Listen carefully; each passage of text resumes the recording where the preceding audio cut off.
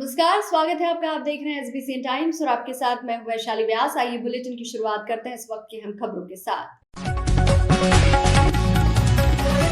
कार्तिक माह में प्रतिवर्ष भगवान पशुपतिनाथ के दरबार में मेले के साथ ही शिवना में दीपदान का अलग ही होता है महत्व। जिले भर से दीपदान हेतु बड़ी संख्या में मंदसौर पहुंची महिलाओं ने किया पवित्र शिवना में दीपदान। सीतामऊ क्षेत्र के ग्राम लदुना पहुंचकर पुलिस प्रशासन व राजस्व की टीम ने अवैध निर्माण पर चलाया बुलडोजर। तस्करी के मामले में फरार चल रहे आरोपी के मकान पर की गई है ये कार्रवाई। 420 में फरार एसआई इंदु इवने का पति गिरफ्तार। श्यामगढ़ थाने में पदस्थ रही उपनिरीक्षक अभी भी चल रही है फरार। नौकरी दिलाने के नाम पर लोगों से ऐंठे थे 20 लाख रुपए। बुलेटिन में अब रुक करते हैं मंदसौर से जुड़ी खबरों की ओर। प्रतिवर्ष कार्तिक माह के अवसर पर पाटोत्सव के साथ भगवान पशुपतिनाथ के दरबार में भव्य मेले का आयोजन शुरू होता है। इसके साथ ही पवित्र शिवना में दीपदान की परंपरा भी शुरू हो जाती है।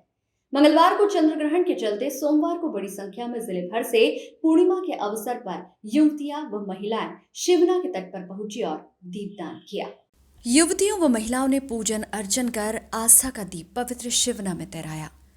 गौरतलब है कि प्रत्येक वर्ष कार्तिक मास में दीपदान किया जाता है और भगवान पशुपतिनाथ के दरबार में भव्य मेला भी सजाया जाता है।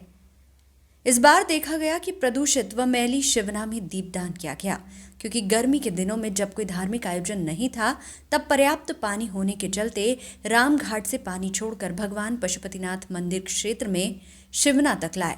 इससे गंदगी भी दूर हुई और नदी में पानी आया। लेकिन अब जब मंदिर पर पाटोत्सव का आयोजन चल रहा है और कार्तिक पर नगर पालिका ने मेले का आयोजन किया है और इन सबसे भी बढ़कर पूर्णिमा पर शहर सहित जिले भर से युवतियां महिलाएं हजारों की संख्या में शिवना के तट पर दीपदान करने पहुंची, तो प्रशासन और नगर पालिका ने ना तो शिवना के पानी पर जमा गंदगी और कचरे को साफ किया और ना ही रामघाट से पानी छोड़ा, जिससे यहां रविवार तक गंदगी देखी गई। खैर, शिकायत के बाद नगरपालिका द्वारा यहां ताबड़तोड़ साफ सफाई करवाई गई और शिवना तट को साफ स्वच्छ किया गया।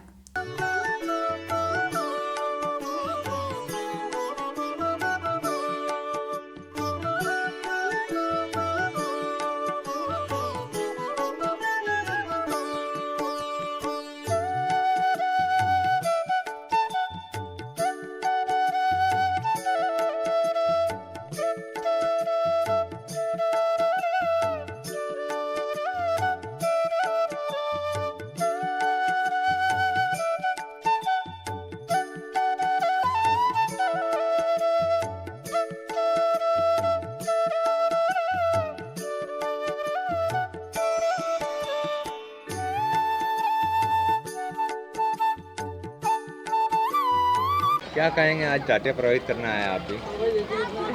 क्यों की जाती है? पता नहीं, 1 महीने से व्रत रहते हैं। व्रत रहता है, उसके बाद ये टाटिया प्रभावित करता है। हाँ। तो ऐसे कुछ मान्यता है कि हाँ, सब मनोकामना नहीं, ऐसे सब इच्छा से रहते अपने। ऐसे मनोकामना किसी की पूरी होती है, किसी की नहीं भी होती। मतलब ये मनोकामना के लिए की जाती है, 1 महीने तक व्रत करते पहले। हाँ। उसके बाद जल में प्रवाहित की जाती है। क्या कहेंगे, किस तरह टाटिया प्रभावित की जाती है? हाँ, आज ही कार्तिक महीने जो चल रहा है, आज उसका अंतिम दिन है, पूर्णिमा है। तो आज हम सब जो रह रहे थे व्रत वो भी आए, जो नहीं रह रहे थे वो भी हम सब यहाँ पे टाटी तिराने आए। तो बड़ा ही अच्छा लग रहा है, यहाँ पे बहुत दूर दूर से भी आए हैं। क्या तो मान्यता रहती है इसकी? आज के दिन ऐसा माना जाता है कि जो भी है हमारे जो पावन पर्व है, अभी जैसे दिवाली रही है उस हिसाब से कार्तिक महीना पूरा पावन रहता है, तो उस हिसाब से अच्छा ही माना जाता है, शुभ रहता है घर वालों के लिए। मनोकामना पूर्ण होती है? हाँ, मनोकामनाएं पूर्ण होती है, हमारी जो भी मनोकामना मनोकामना पूर्ण होती है। किस तरह टाटिया प्रभावित करते हैं? ये कार्तिक का व्रत रखते हैं 31 दिन का, तो उस हिसाब से टाटी प्रवाहित करते हैं। 31 वाले दिन स्नान होता है, कार्तिक स्नान, तो अपन ये करते हैं। इससे क्या मान्यता रहती है, इसका क्या फायदा रहता है? जो भी अपन इच्छा करते हैं वो पूरी होती है अपनी, ऐसा रहता है। किया जा रहा है क्या? हाँ, वहाँ गड्ढे हो रहे थे, तो अभी पेच वर्क करवाया जा रहा है, ताकि पब्लिक को आने जाने में किसी प्रकार की परेशानी नहीं हो। लगभग मेला भी तैयार हो चुका है और पब्लिक भी आने लग गई है, तो व्यवस्था में इसको जोड़ के करा गया हो। हाँ, अभी पब्लिक ज़्यादा आएगी, पूर्णिमा है तो उस हिसाब से व्यवस्था की जा रही है और सभी दुकानें करीब करीब लग गई है। और कुछ व्यापारी बाहर से आए थे, उनकी भी व्यवस्था कर रहे हैं। पास में दोनों खेत उसका कर ले लिया है ट्रस्ट से और वहाँ पे लेआउट दे दिया और दोनों जगह चल रहा है। आपका PS धारवे मेला अधिकारी। जी क्या कहेंगे, किस तरह से आप टाटियाँ प्रभावित करने आते हैं? टाटी को 1 महीना से व्रत करना पड़ता है 30 दिन से, और पूरा महीना हो जाता है 30 दीवार में रखना और फिर टाटी तरानी। इसकी क्या मान्यता रहती है, क्यों प्रभावित करते हैं? एक महीने से कातिया पड़ते इसलिए। तो इसमें क्या मन्नत पूरी होती है, ऐसा कुछ है? हाँ मन्नत है, अब परंपरा चाली रही हो गाती मतलब। अच्छा, बरसों पुरानी हाँ, परंपरा उसको निभानी हाँ, होगी। ठीक है, आपका शुभ नाम? हाँ, आपका नाम? मंजू। सोमवार को पुलिस प्रशासन व राजस्व की टीम ने सीतामऊ क्षेत्र के ग्राम लदुना पहुंचकर तस्करी के मामले में फरार चल रहे आरोपी के मकान पर बुलडोजर चलाकर उसे ध्वस्त करने की कार्रवाई की है। वहीं मकान के फर्जी दस्तावेज पेश करने के मामले में आरोपी के भाई के ऊपर भी पुलिस ने 420 का मामला दर्ज कर उसे गिरफ्तार किया है। आपको बता दें कि लदुना निवासी जियाउद्दीन उर्फ जावा तस्करी के मामले में लंबे समय से फरार चल रहा है, जिसको लेकर जिला कलेक्टर व पुलिस अधीक्षक के निर्देशानुसार अनुविभागीय अधिकारी संदीप शिवा ने आरोपी के अवैध मकान को ध्वस्त करने की कार्रवाई की है। वहीं कार्रवाई से बचने के लिए वही आरोपी के भाई इस्माउद्दीन द्वारा फर्जी दस्तावेज दिखाए गए, जिस पर भी पुलिस प्रशासन द्वारा 420 का मामला दर्ज किया गया। कार्रवाई के दौरान पुलिस अनुविभागीय अधिकारी निकिता सिंह, तहसीलदार वैभव जैन, थाना प्रभारी दिनेश प्रजापति, सुवासरा थाना प्रभारी शिवांशु मालवीय सहित पुलिस व राजस्व का अमला मौके पर मौजूद रहा।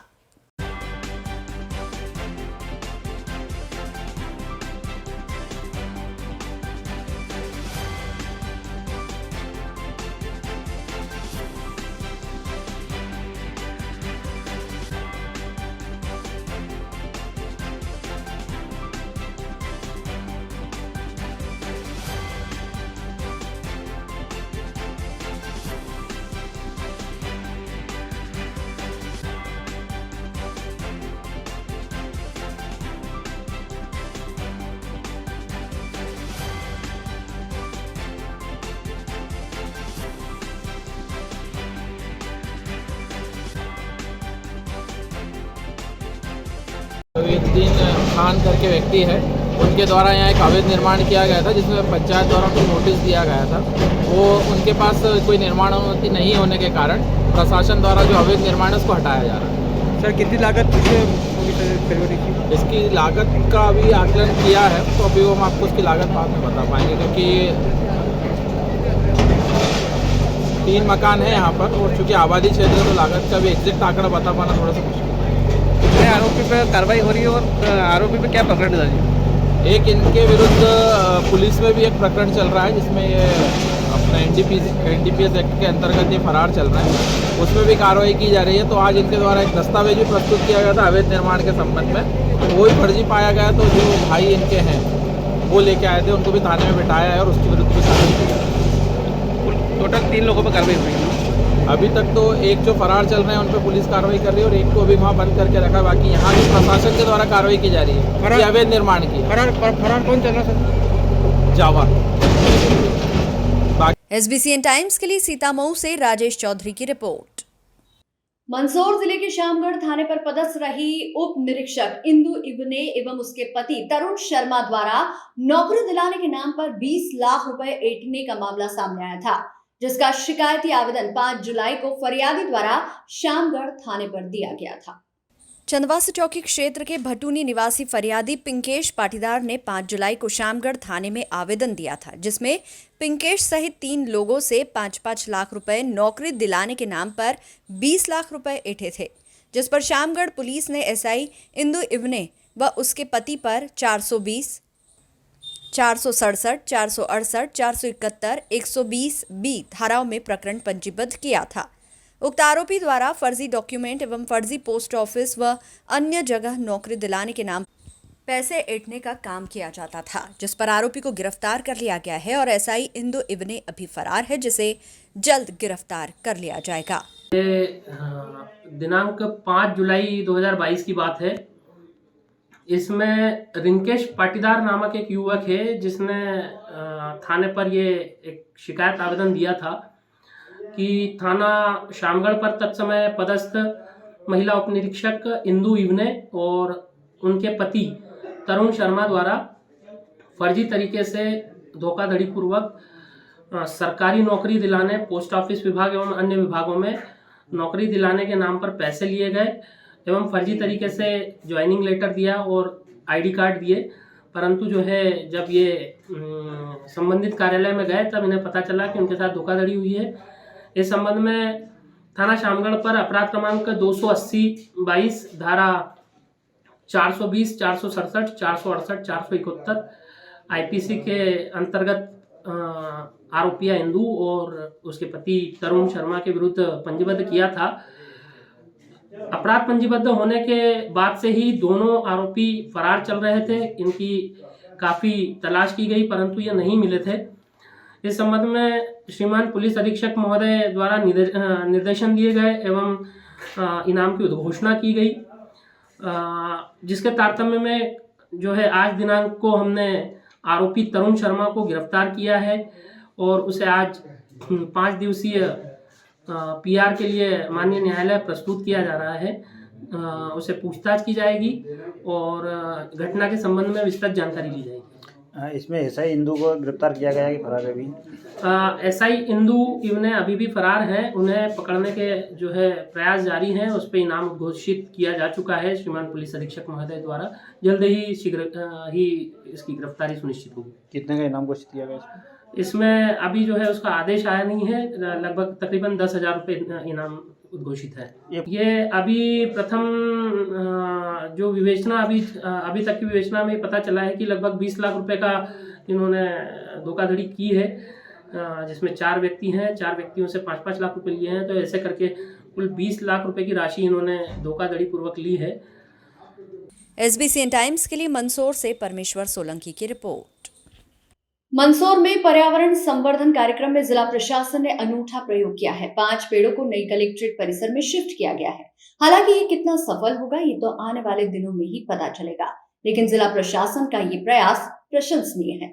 जिला प्रशासन की टीम ने पुरानी जिला पंचायत परिसर में लगे 5 पेड़ों को नवीन कलेक्ट्रेट भवन परिसर में शिफ्ट किया। एसडीएम बिहारी सिंह, तहसीलदार मुकेश सोनी के नेतृत्व में पुराने जिला पंचायत कार्यालय परिसर में लगे 5 बड़े पेड़ों को एक-एक कर पोकलेन, जेसीबी मशीन और क्रेन की सहायता से सुरक्षित निकाला गया।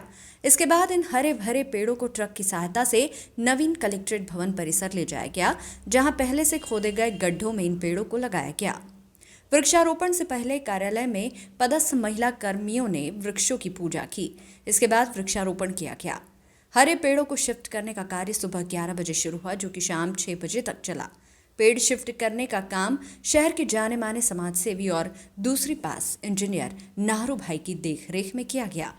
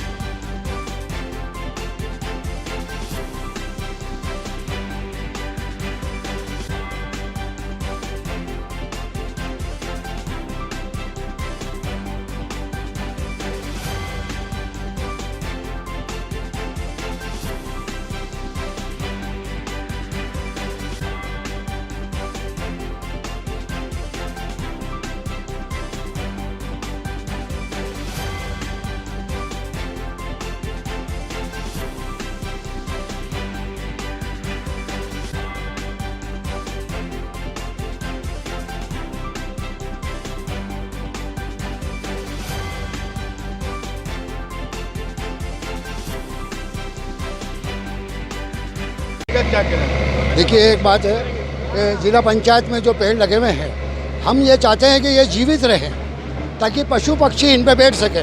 तो हम इनको यहाँ से अच्छी खुदाई कर कर और व्यवस्थित इनको डंपर में ले जाकर और वहाँ कलेक्टर में इसको शिफ्ट करेंगे। माननीय हमारे एजीएम साहब, तहसीलदार साहब यहाँ सभी लगे हुए हैं और सभी हमारे एमपीपी के लाइनमैन वगैरह सभी यहाँ मौजूद है और हम कोई भी काम व्यवस्थित कर रहे हैं। जितने भी पौधों की जान बचेगी, यानी इस पर पशु पक्षी बैठेंगे और हमारा ये पूरा प्रयास है कि ये पूरे जीवित जावे और जीवित वहाँ वापस हो जाएंगे। ये हमारा पूरा प्रयास रहेगा जी। इसको लेकर क्या कहना? इस परिसर में कुछ वृक्ष थे जिसमें एक त्रिवेणी का है, पीपल, बरगद और नीम का, एक जो काफ़ी पुराना है और लोगों की आस्थाओं से जुड़ा हुआ है। तो हमने कलेक्टर साहब ने ये तय किया, उनके मार्गदर्शन में तय हुआ कि इसको काटेंगे नहीं, इसका हम लोग पुनर्रोपण करेंगे।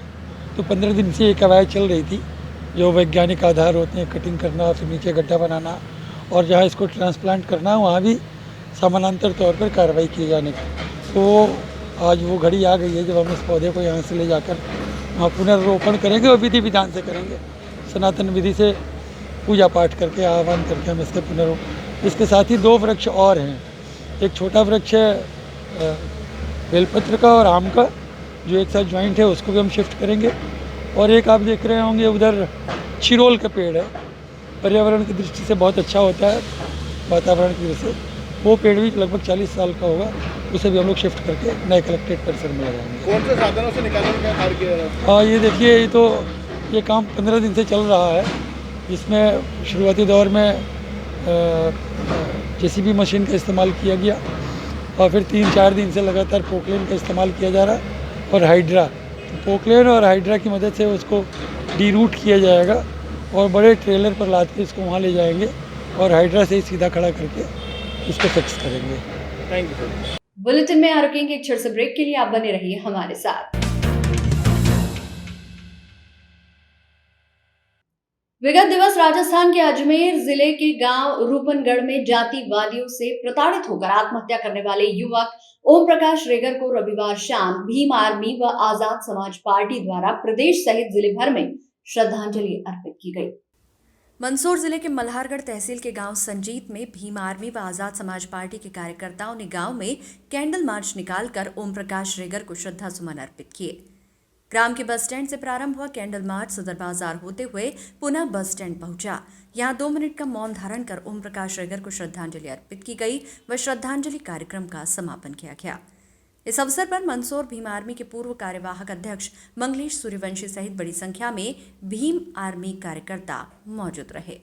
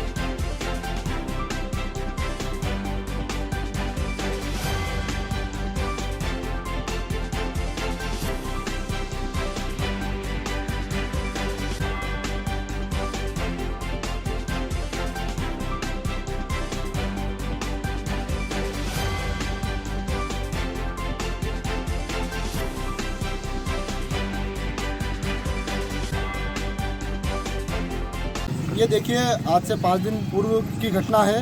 राजस्थान के अजमेर ज़िले के गांव रूपनगढ़ की घटना है। यहाँ पर एक ओम प्रकाश रेगर भाई ने हमारे जो गांव के दबंग और जातिवादी परेशान होकर आत्महत्या कर ली थी। इसको लेकर बड़े भाई चंद्रशेखर, उन्होंने इच्छा जताई थी कि बड़े भाई चंद्रशेखर आकर के उनका अंतिम संस्कार करें। तो खुद बड़े भैया भीम आर्मी चीफ चंद्रशेखर आज़ाद जी ने आकर उनका अंतिम संस्कार किया। 4 दिन लगातार धरना प्रदर्शन के बाद राजस्थान सरकार ने अपनी मांगें मानी और उसके बाद जो अंतिम संस्कार किया गया।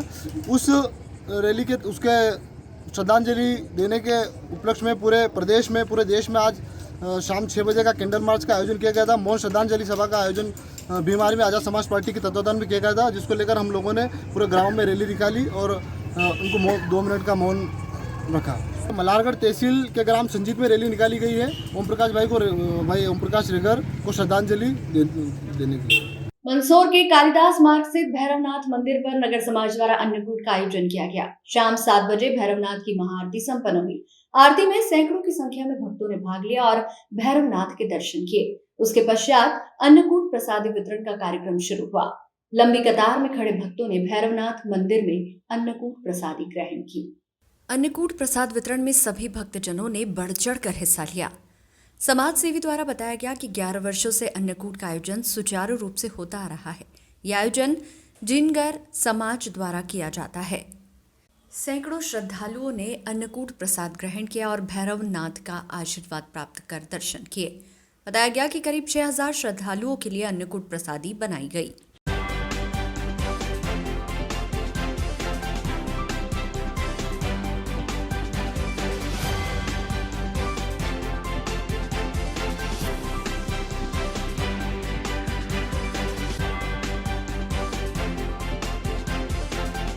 नंद किशोर पवार है। क्या कहेंगे?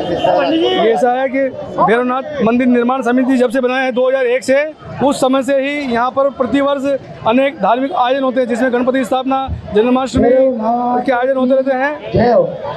अन्य आयोजन कई प्रकार के आयोजन होते हैं, जिसमें अन्नकूट का 11 वर्ष में यह आयोजन किया जा रहा है। कितने क्विंटल का? 3 क्विंटल आटा है और ये समझिए 3 क्विंटल सब्जी है और 1 क्विंटल 20 किलो तेल है और बाकी अन्य मसाला है। इस प्रकार से समझिए करीबन 6000 व्यक्तियों का प्रसादी का आयोजन रखा गया है। चैतन्य आश्रम धाम मेनपुरिया में श्री श्री 1008 मणि महेश चैतन्य जी महाराज का जन्मोत्सव बड़ी धूमधाम के साथ मनाया गया।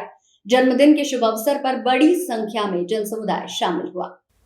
जन्मदिन के शुभ अवसर पर जिला पंचायत सदस्य दीपक सिंह गुर्जर, आश्रम के मुख्य ट्रस्टी प्रहलाद काबरा शर्मा जी, श्री राम सेवा समिति के सभी पदाधिकारीगण, चैतन्य आश्रम सेवा समिति के सभी पदाधिकारीगण, मेनपुरिया नगर के वरिष्ठ जन व अवलेश्वर एवं आसपास गांव से पधारे हुए सभी भक्तगणों ने मिलकर बड़ी धूमधाम के साथ स्वामी जी का जन्मोत्सव पर्व के रूप में मनाया एवं सभी ने आशीर्वाद प्राप्त किया।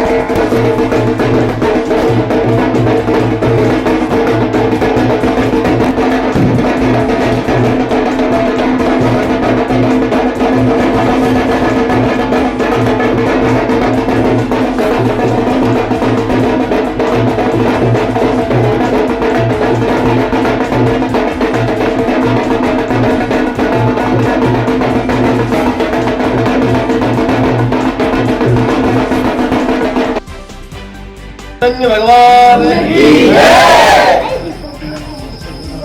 आज के इस अवसर पर मुझे बचपन में पढ़ा हुआ एक कुछ याद आती है। श्री गुरु गोविंद 2 घड़े ताके लागू पाए, याद है? गुरु गोविंद दोऊ खड़े काके लागू पाए, बलिहारी गुरु आपकी गोविंद दियो बताए। इस बहुत ही पावन अवसर पर हमारे मणि महेश परम आदरणीय गुरुदेव आयशानंद जी के अवतरण दिवस पर आज बहुत सौभाग्य की बात है कि मेरे को समाचार मिला, क्योंकि मेरे को जानकारी के लिए धन्यवाद दूंगा मेरे भाई सुरेश को कि उसने इस चीज़ के लिए याद दिलाया। मेरे क्या बहुत अच्छा याद दिलाया भाई, मैं उस समय जीतने वाला ही था कि वहाँ अनुकूल महोत्सव चल रहा है। वहाँ से जब मुझे पता लगा तो तुरंत मेरे पहले वहाँ पर गुरुदेव के दर्शन करने आना है। तो यही मेरा विनय निवेदन प्रभुश्री से है कि इस ग्राम के साथ साथ पूरे देश पे, पूरे प्रदेश पे कृपा दृष्टि ईश्वर की बनी रहे। प्रभु श्री चैतन्य जी महाराज से यही आग्रह है, विनय निवेदन कि आप सदैव स्वस्थ रहें। इसी प्रकार से अपनी मुखाग्नि से हम सभी को संदेश प्रेम का, शांति का देते रहें। सत्य का मार्ग हमारे बच्चे जो कि अभी आगे की तरफ देख रहे हैं, भविष्य की तरफ देख रहे हैं, इन बच्चों को भी एक अच्छा संदेश मिले ताकि ये यहाँ के साथ साथ पूरे देश और देश विदेश में सेवा करें। क्योंकि आज के इस कार्यक्रम के अवसर में आप सब लोग जो मुझे निर्देशित कर रहे हैं आशीर्वाद देने के लिए, आज ऐसा कुछ भी होने वाला नहीं है। आज आप सबका आशीर्वाद मुझे चाहिए। आप सबकी शुभकामनाएं, आप सबके आशीष से 25 वर्ष आज पूर्ण हुए, 26वां प्रारंभ हो रहा है। ये जो 25 वर्ष जीवन के निकले हैं, ये बहुत आसानी से निकल गए। लगभग 15 वर्षों से सदगुरुदेव स्वामी जी महाराज की शरण में थोड़ा स्ट्रगल रहा। वाराणसी के समय फिर महाराष्ट्र में कुछ जगह करती रहा, फिर हरिद्वार गए तो थोड़ा सुकून भरा, राजकुमार जैसी जिंदगी आई, फिर उत्तरकाशी भेजा गया, फिर उत्तराखंड प्रवास पे, ऐसे करते करते करते करते फिर 2018 में पूज्य स्वामी नित्यानंद महाराज जी के जाने के बाद फिर मैसूर। तो अनुकूलताएँ बहुत रही, बहुत अधिक संघर्ष नहीं रहा। लेकिन अब जो समय शुरू हो रहा है ये अति संघर्षमय, क्योंकि जिस समय हमने घर छोड़ा था उसमें परिस्थितियाँ इतनी विपरीत नहीं थी सनातन धर्म के लिए, सनातन धर्म के साधनों के लिए। आप देखेंगे शादियों में, सरकार के अभिभाषण में, राजनेताओं की भाषा में, सब देखिए अल्पसंख्यकों के रूप में किसी समुदाय विशेष को या किसी जाति विशेष को प्रकट किया जाता है। लेकिन आप बहुत अधिक ध्यान से देखेंगे तो आपको पता चलेगा सबसे ज़्यादा अल्पसंख्यक हम लोग हैं। और हम ऐसे अल्पसंख्यक हैं कि हम अल्पसंख्यक होते ही जा रहे हैं। हमारे लिए न तो कोई योजना है, न हमारी संख्या बढ़ाने की किसी की कोई स्कीम है। क्योंकि पहले 2-3 पुत्र हुआ करते थे, 4 हुआ करते थे, एक आध महात्मा बन भी जाए एक आध गाँव से तो कोई बहुत ज़्यादा चर्चा का विषय नहीं था। अब एक ही तो होता है और वो होते ही मोबाइल में घुसा रहता है, तो वो कोई साधु बनने वाला है। हमारी परंपरा में अब जब 15 साल 16 साल 17 साल पहले लगभग जब भी यहाँ से संबंधित हुए थे, हम बहुत छोटे थे, लेकिन हमारे देखते देखते यहाँ से 9 महापुरुष चले और मैं आखिरी आया था। उसके बाद आया कोई नहीं, कोई नया महात्मा बनना ही नहीं था। तो ऐसी कठिन परिस्थिति में जब हम लोग बहुत अल्पसंख्यक होते जा रहे हैं और सब तरफ चारों ओर सनातन धर्म के विरुद्ध षड्यंत्र रचा जा रहा है। मुंबई किसी कॉलेज के किसी कार्यक्रम में मैं गया, मीरा रोड, तो वहाँ सब विद्यार्थियों से कुछ अलग अलग प्रश्न पूछे जा रहे थे। तो वहाँ के प्रोफेसर ने बहुत अच्छा प्रश्न पूछा उन बच्चों से, सबसे अधिक बुद्धि कहाँ खर्च होती है? मंदसौर जिले के दलोदा थाना पुलिस द्वारा प्रगति चौराहे पर 4 लेन रोड पर अनियमितता बरतने वाले वाहन चालकों पर पीओएस मशीन द्वारा चालानी कार्रवाई की गई। दलोदा थाना प्रभारी संजीव सिंह परिहार ने बताया कि दलोदा के प्रगति चौराहा पर 4 लेन सड़क पर अनियमितता बरतने वाले वाहन चालकों के खिलाफ चालानी कार्रवाई की गई। इस कार्रवाई में 25 वाहनों पर पीओएस मशीन द्वारा ऑनलाइन चालानी कार्रवाई कर लगभग 12,500 रुपए का राजस्व वसूला गया।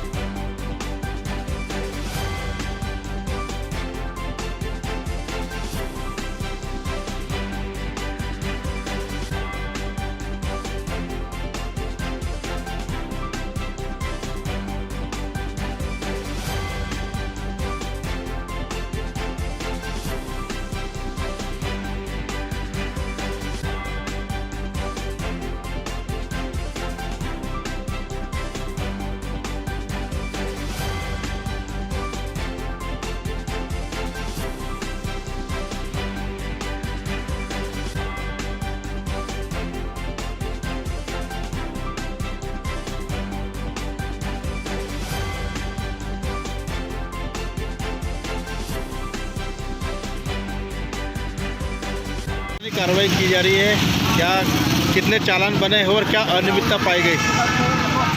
वाहनों में जो अनियमितता रहती है, कुछ लोगों के दस्तावेज नहीं होते, कागज़ नहीं होते, लाइसेंस नहीं होता, बीमा नहीं होता है।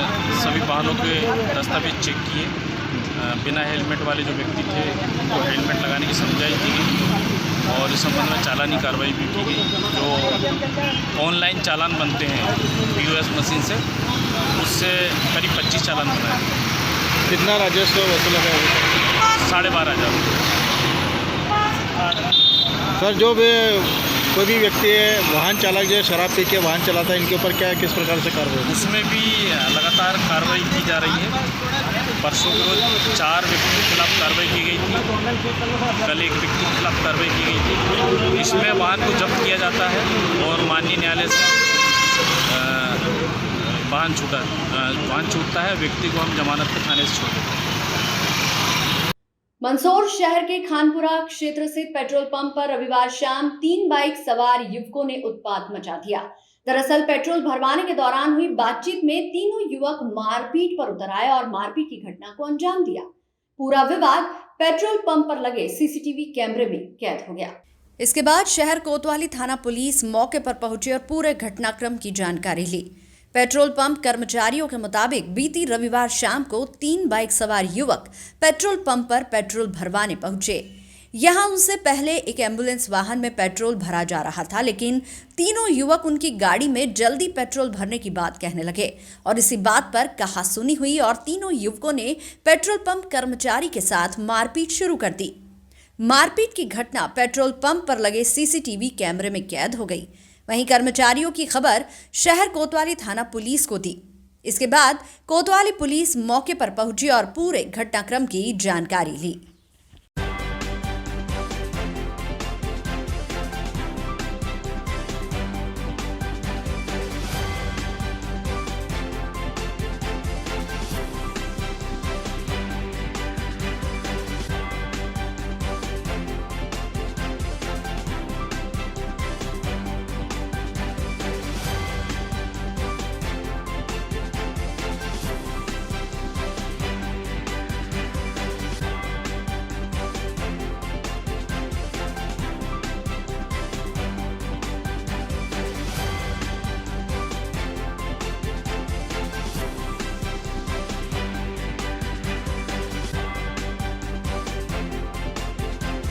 माराकुटी हुई है पेट्रोल पंप पर, क्या मामला है?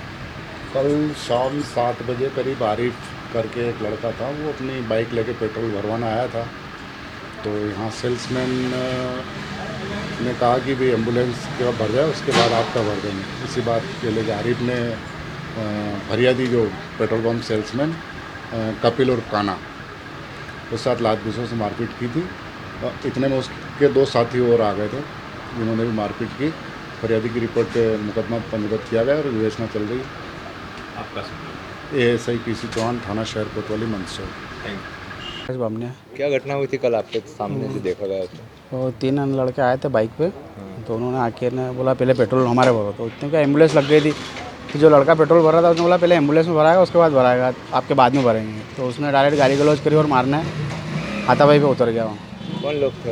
यहीं गए आसपास कॉलोनी के बताए जा रहे हैं। मतलब क्या पुराना कुछ है मामला है क्या उनसे? नहीं, हमारा तो कोई विवाद नहीं उनसे, पुराना कुछ नहीं। जबरदस्ती लड़ाई? हाँ, जबरदस्ती लड़ाई करी उन्होंने। क्या नाम है आपका? मेरा नाम ओम प्रकाश बामणी। किस तरह से कल आपके साथ मारपीट हुई? कौन लोग थे वो? क्या मामला? मामला ये कि तो एक आया आदमी और उसने बोला कि पेट्रोल भर दे। मैंने बोला भैया आपकी साइड में खड़ी कर दो, मैं भर दूँगा आपके। इतने में तो उसने साइड में करते ना आके ना गाली गलौज करने लग गया और मारा मेरे को बहुत। कौन लोग थे वो इधर थे, शालीमार कॉलोनी के हैं, 3 लोग थे वो। क्या गुंडे बदमाश क्या है वो? कौन लोग? गुंडे बदमाशी लग रहे थे मेरे को। तो एक ने दारू भी पी रखी थी और 2 मारा मेरे को, तीनों ने मिल के। क्या पुरानी रंजिश थी आपकी? पुरानी कोई रंजिश नहीं थी, केवल पेट्रोल भरने केवल पेट्रोल भरने की एम्बुलेंस लग रही थी। मैंने बोला उनसे कि एम्बुलेंस की पहले भरूँगा, तो दादागिरी दिखाने लग गए कि नहीं पहले हमारे भरनी पड़ेगी। इस वजह से माराकुटी हुई बस। इस बुलेटिन में फिलहाल इतना ही। लगातार न्यूज अपडेट्स के लिए देखते रहिए SBCN टाइम।